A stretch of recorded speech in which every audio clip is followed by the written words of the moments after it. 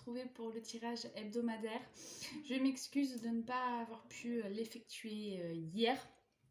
Voilà, j'étais un petit peu fatiguée et puis j'ai eu aussi des petites choses à faire, donc voilà, j'avais pas trop la tête à ça. Donc, j'espère que vous avez fait vos petits choix, que vous avez eu le temps. Donc, pour rappel, il y avait une petite bague pour le choix numéro 1. Et il y avait ce très joli camé, donc ce très joli médaillon pour le choix numéro 2. C'est un format qui visiblement vous avez bien plu la semaine dernière, donc je me suis dit bah, pourquoi pas recommencer. Ce que je vais faire, c'est que je vais vous laisser quelques secondes pour ceux qui arrivent, pour ceux qui n'ont pas Instagram et qui découvrent ma page YouTube. Donc pour rappel, il y avait 2 tas de cartes, le 1 et le 2, qui en fait va décrire votre tirage de cette semaine.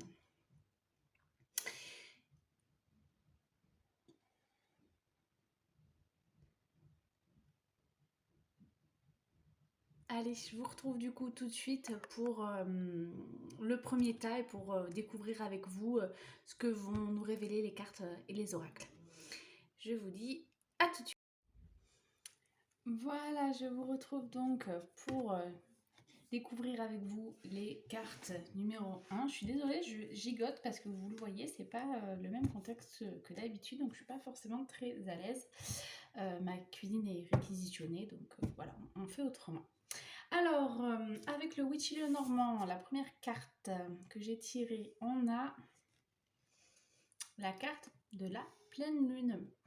Donc, ce mois-ci, la carte de la pleine lune, c'est le 12. Donc, sauf erreur de ma part, c'est cette semaine. Donc, finalement, on est plutôt dans le thème. Donc, qu'est-ce que nous dit cette carte? En fait, cette carte, elle est liée à tout ce qui est inconscient, tout ce qui est du monde émotionnel. Ça peut être aussi le passé qui ressurgit. Mais globalement, on est quand même sur quelque chose de très émotionnel, de très intuitif, de très sentimental.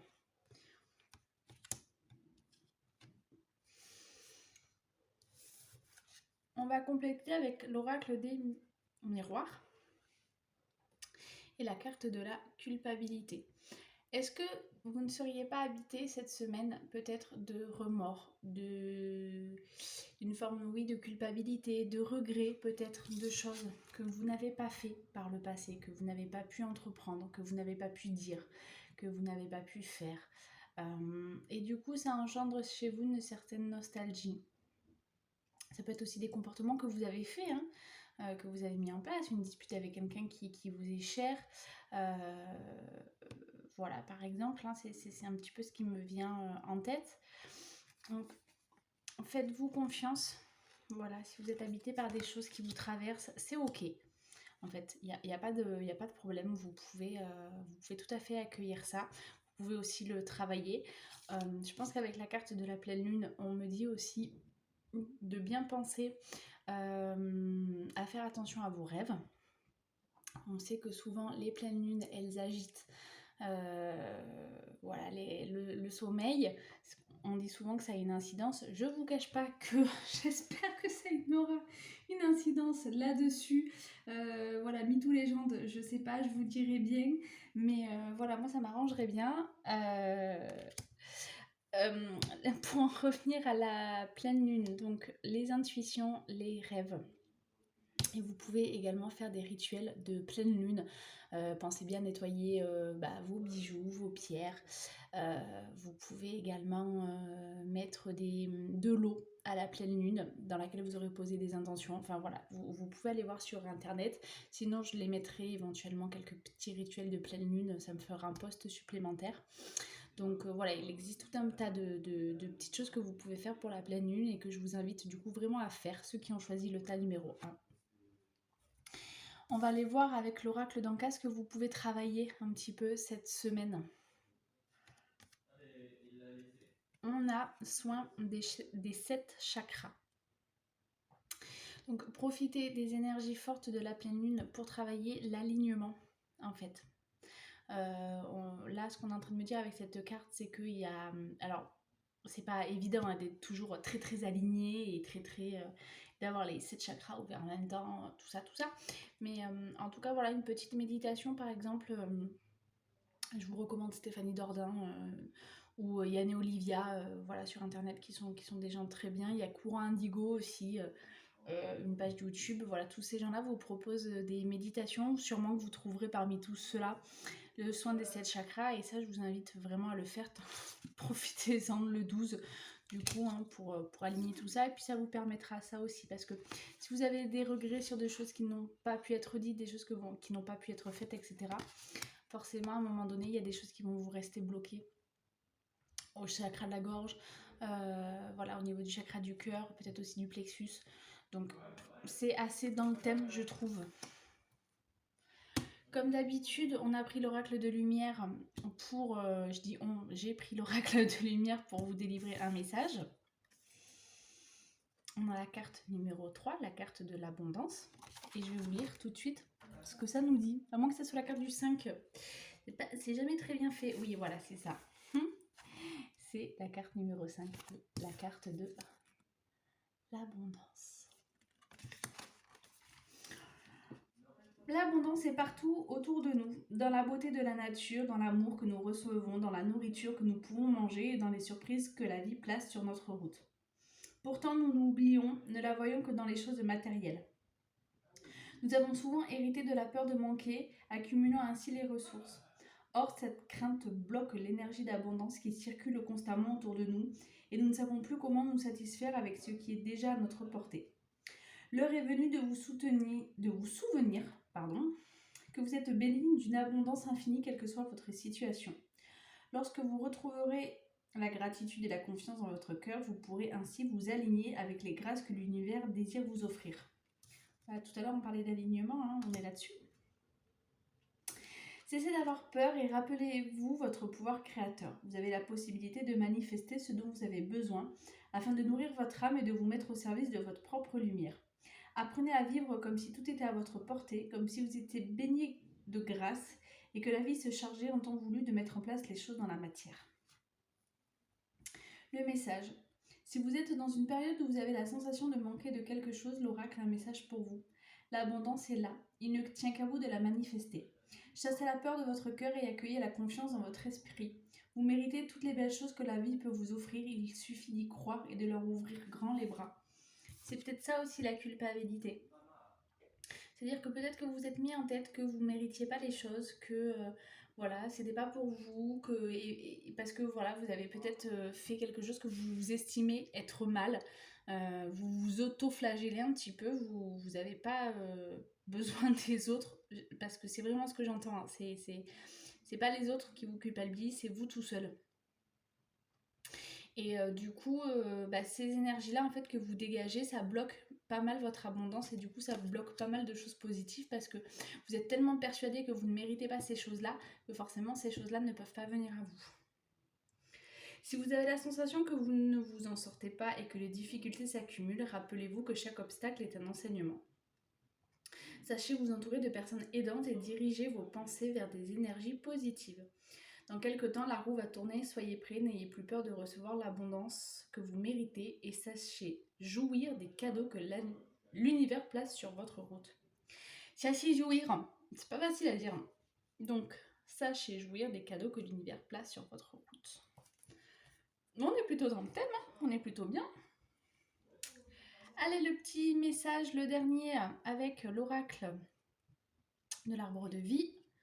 L'anneau, l'union.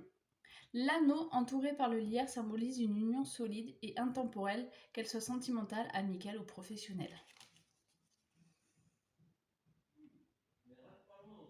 Voilà pour le tas numéro 1, donc voilà un petit peu cette semaine. Je vais couper la vidéo et je passe tout de suite au choix numéro 2.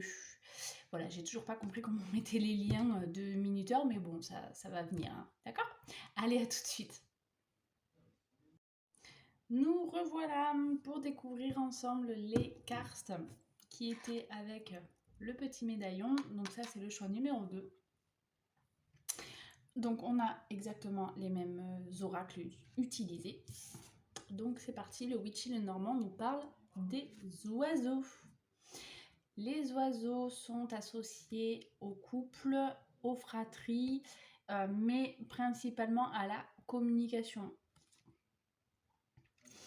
Là, je sais pas pourquoi, j'ai l'expression oiseau de mauvais augure. Donc, je ne vous souhaite pas qu'il vous arrive des choses graves cette semaine. Mais voilà, j'ai un peu l'oiseau de malheur dans la tête. Je vous inviterai à faire attention peut-être cette semaine. Notamment maladresse. Je ne sais pas pourquoi. Faites attention à ne pas vous faire mal. Mais voilà, ça peut rester des choses très basiques, hein, la communication, comme je vous disais, voilà, les échanges. Moi, j'ai l'oiseau de mauvais augure qui m'est venu en tête, mais on va découvrir le reste du tirage pour savoir si ça a du lien ou pas du tout. Ah, bah regardez. Les accusations à oiseau de mauvais augure, hein, quand on vous apporte des mauvaises nouvelles. Voilà, donc il se peut cette semaine que vous soyez peut-être victime de qu'en dira-t-on ou de choses pas forcément très positives, déjà un peu qui vont cancaner. Hein, on reste dans les animaux, dans les volatiles. Je crois que c'est les doigts qui cancanent. Donc voilà, les commérages, ça va cancaner, ça va parler. Voilà, faites attention à tout ça. Moi, je vous invite à pas y prêter attention. C'est vraiment passager et j'entends pas que ce soit quelque chose de justifié. Voilà, on n'est pas comme sur le premier. Comme sur le premier tirage où c'était vraiment très interne à soi, où on culpabilisait, on s'accusait tout seul, etc. Là, c'est vraiment les autres. Moi, je vous invite à pas y faire attention parce qu'à mon avis, il y a beaucoup de jalousie dans tout ça. Ah, regardez. Hop. Donc avec l'oracle d'Anka, on me demande de vous dire de travailler la douche énergétique. L'exercice est très simple. De la même façon que vous vous lavez sous votre douche de la saleté, de la poussière, de votre transpiration de la journée, et bien là en fait vous allez imaginer que vous vous lavez de tout ce qui peut être dit sur vous. D'ailleurs il y a une expression, hein, je m'en lave les mains, je veux dire, voilà. Donc là ce qu'on me dit c'est voilà, quand vous êtes sous votre douche, vous vous savonnez bien et vous imaginez que toutes les eaux usées, toutes les eaux sales en fait, tout ce que vous venez de laver, voilà, c'est tous les candidatons, toutes les blabla, tout ce qui est dit sur vous, parce qu'en fait ça vient vous atteindre et ça fait baisser votre taux vibratoire et ça c'est hyper mauvais. C'est une forme de magie noire, hein, quand les gens parlent sur vous. Ils lancent leur dard, ils lancent leur venin, ils lancent leur éclair à distance et puis ça foudroie votre énergie et puis ça c'est vraiment pas bon pour vous. Donc protégez-en vous. Voilà, petite douche énergétique. De temps en temps, ça fait du bien. Sous la douche, voilà, je me lave. Hop là, voilà, tout ça ça me gêne, j'en veux plus. Je veux pas que ça m'atteigne, je veux pas que ça me... Hop, ça s'évacue dans le siphon et on n'en parle plus.